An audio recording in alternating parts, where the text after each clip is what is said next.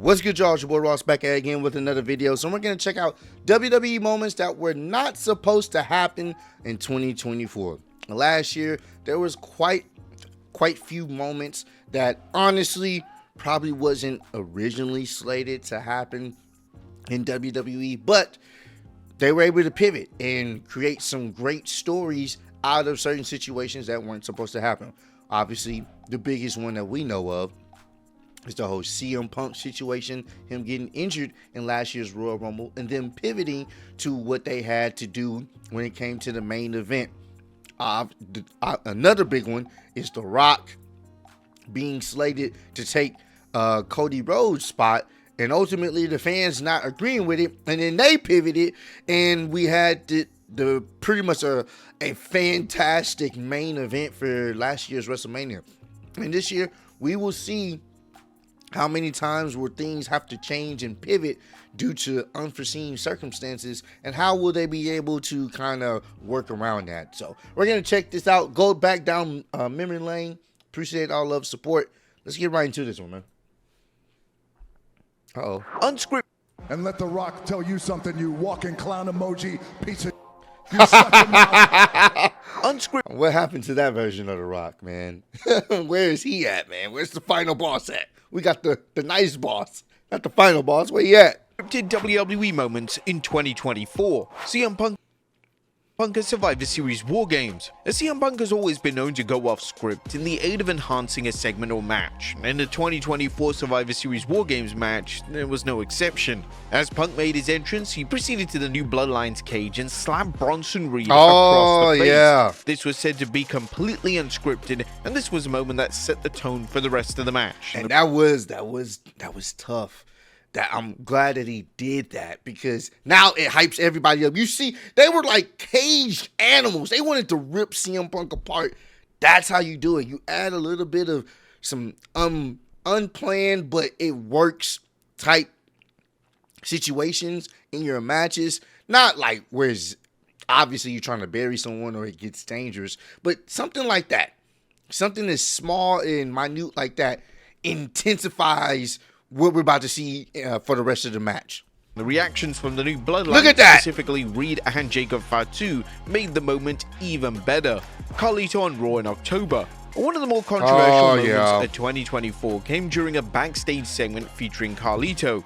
In the segment, Carlito would state, "I gotta learn Chinese," when referring to Io Sky and Kairi Sane. This line received instant backlash online, and a portion of the fans were calling Carlito racist. It was then reported that Carlito ad-libbed the line, and the line wasn't in the initial script. The WWE made the call to edit the line out at subsequent replays of their flagship show, The Rock on the WrestleMania 40 kickoff. Now, the WrestleMania 40 kickoff show had the world talking, and it featured outstanding performances from the likes of Cody Rhodes, Roman Reigns, Seth Rollins, and The Rock. So good. When it comes to The Rock, it was said that his backstage segment with Triple H was totally improvised and wasn't even scripted.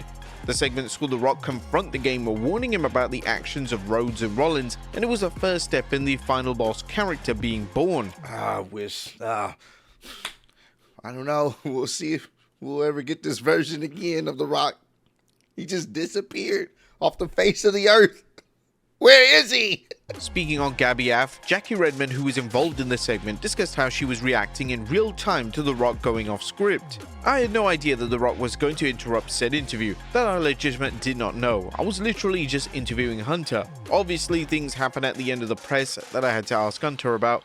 And I knew I was doing all of that, but I had no idea what would happen. And I literally, if you watch the clip, everyone's like, oh my gosh, Jackie sold that so good. I didn't sell shit. I didn't sell nothing." That's me reacting in real time to The Rock dropping F-bombs on our show, and me being like, what's going on right now? And that shit was so good. Unpredictable moments like that, a lot of times, if it's done right, can produce iconic moments. It wasn't planned, but it intensified what we just saw out there and how intense things had gotten. It was so fucking good, bro. And despite not being prepared in advance, Redmond handled the unscripted segment perfectly and once again showed why she's a fantastic asset to WWE. Cody Rhodes at the 2024 Royal Rumble. And the booking of the 2024 Men's Rumble was a complete mess in the sense that WWE was starting to hear that The Rock would be available for WrestleMania 40. And if this was indeed the case, then The Rock versus Roman Reigns would be the plan for the biggest show of the year. Although Triple H knew that this would likely be the match for WrestleMania 40, he proceeded to move forward with a Cody Rhodes Rumble win. Rhodes was informed directly that The Rock vs. Reigns was the creative direction, but following his win, he decided to go off script and point directly at Reigns, signaling that he was coming for Reigns at WrestleMania 40. And that's crazy when you think about it, because he was slated to win or whatnot. They said he was going to win, but most likely The Rock is going to main event, which means the only person he would be able to face is Seth Rollins at the time. But the fact that Cody was like, fuck it, I'm still going to point at Roman, it's really crazy how all of this still worked out to be one of the better main events we've ever seen at WrestleMania. So it's crazy how all this kind of played out, and it just everything fell into place with each other. 40. A fan speculated why exactly Rhodes would do this, yet from a logical point of view, Rhodes failing to point at Reigns would have made a lack of sense. Reigns in his title reign was firmly associated with Rhodes' story, and for him to do anything other than point at Reigns would have led to more questions than answers. In the long run, this didn't matter, as Reigns vs. Rhodes Part 2 was eventually added to the WrestleMania card, and Rhodes without a doubt made the right call by going off script in the manner he did. Ricochet on Raw in April. The Raw after Mania is usually a special Raw, and it's traditionally the hottest crowd of the calendar year. WWE goes out to give the fans a show to remember.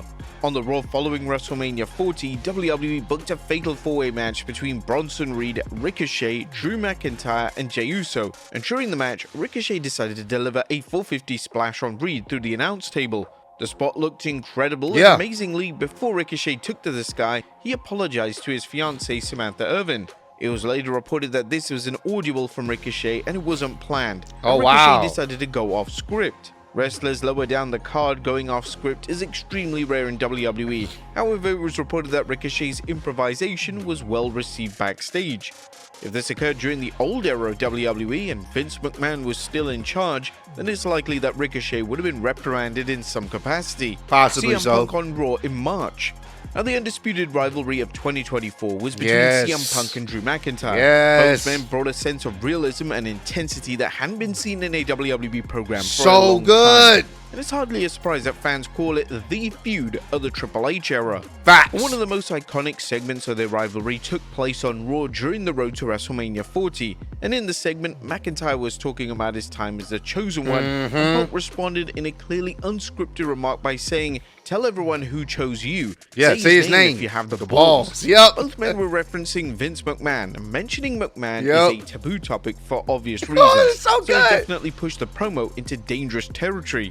This was one of the first times that the former WWE chairman had been indirectly mentioned on TV, since he was virtually blacklisted from the pro wrestling industry. It was never reported that Punk received any complaints backstage for referencing McMahon, and to Punk's credit, it was a fantastic rebuttal to McIntyre's comments and wasn't exactly random or off topic. Cody Rhodes. And it's just, like I said, CM Punk getting injured, obviously, no one really wanted to see that, but what came from it, honestly,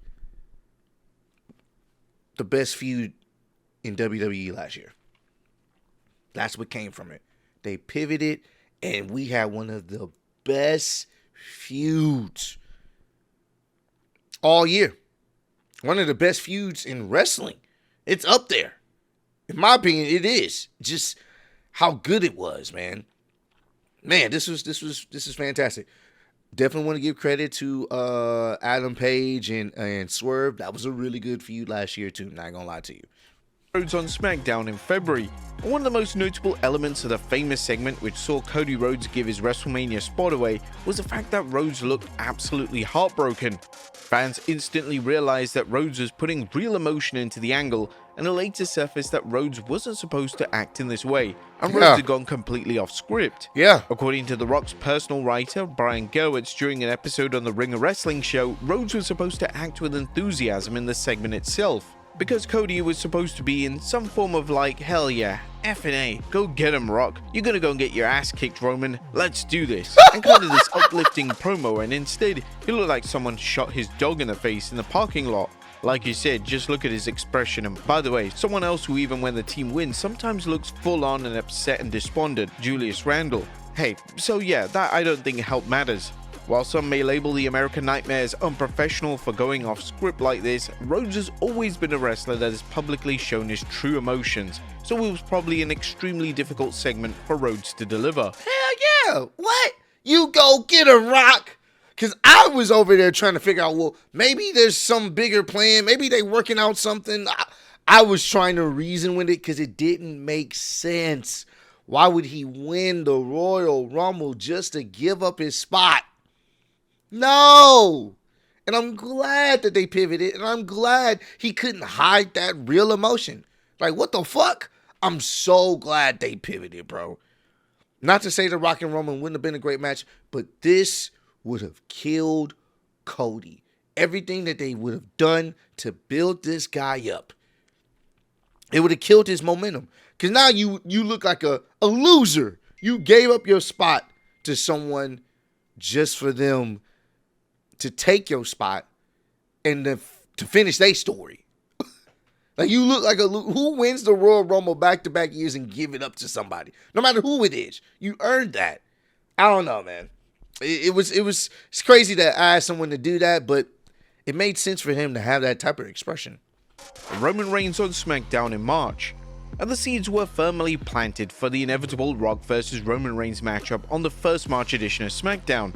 On the show, Reigns would order the final boss to acknowledge him, and it was believed that this was a case of Reigns going off script. This was then supported by the fact that The Rock had this to say on X. Something happened out there that The Rock didn't expect. They thought it was part of the storyline. Well, you know that's not how The Rock operates. It was no storyline. The Rock saw something in Joe Anoa'i's eyes that The Rock had never seen before. And in that moment, as Joe, who is my family, my cousin, my Uso, which means brother and Samoan, if he needs me to acknowledge him, I'm gonna acknowledge him. Wow. If Roman Reigns is elite standing with WWE, he's definitely a talent that can deviate from the script in a significant capacity. And this was another case of Reigns taking the segment to the next level. And it worked, bro. It fucking worked. And this right here. Raw in March. And the final boss character. This whole video is full of the final boss Rock that we won't get in 2025, apparently. What's going on? Why?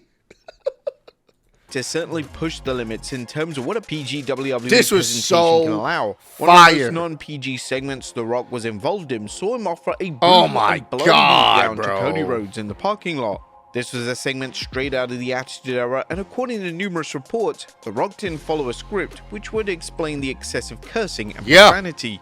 Once the segment had concluded on Raw, The Rock took to Instagram to continue the beatdown, and this is where The Rock informed the world that he was going off script. Nobody was going to stop him. What, just because the show is over? That doesn't mean that shit stops. The Rock doesn't give a damn. Show is over, then it stops? F that. Your script, F that. The Rock shared the post with a lengthy caption commenting on ridiculous rules that WWE names had to follow. I hate constraints and bullshit rules, and just because some WWE producer says clear, meaning we're no longer live on the air and the show is over, that doesn't mean I just stop whatever I'm doing and tell everyone great job. Even though the segment was applauded by fans, some of the fan base question if The Rock should be above other talent in the sense that he can do whatever he likes with no ramifications whatsoever. But there you have it, folks. I hate to say that. I hate to be that guy. Trust me, I get it. But he's on the board of fucking directors, bro. He can do that shit. Unfortunately. No matter how fair that is, he's on the board of directors. This is why it's very jarring to see him not in that character no more. Hugging Cody Rhodes and, like, he was majority in this list. Most of the moments that wasn't supposed to happen involved him. Because guess what? He's board of directors. He's on the board. He can do whatever the fuck he wants. He was cursing up a storm on the CW. He can do that. He probably shouldn't, but he can do that. What Triple H gonna tell him? He gonna do whatever you want. It's crazy. So I don't know, man. I just feel like they have something here with The Rock being that way. Now, maybe it could be a multitude of things. Maybe it has something to do with Rock in his upcoming movies and wanting to be portrayed as the good guy. But I feel like at the same time, man, the final boss version of him is probably one of the best versions of him we've seen in so long, because it plays into the realism fact that he has that much power now and he can do and say whatever he wants because he's above damn near everybody. So, I don't know. We'll see if we get that in 2025. We will see if things pivot. I'm sure he's already made the list in 2025. What happened on the CW?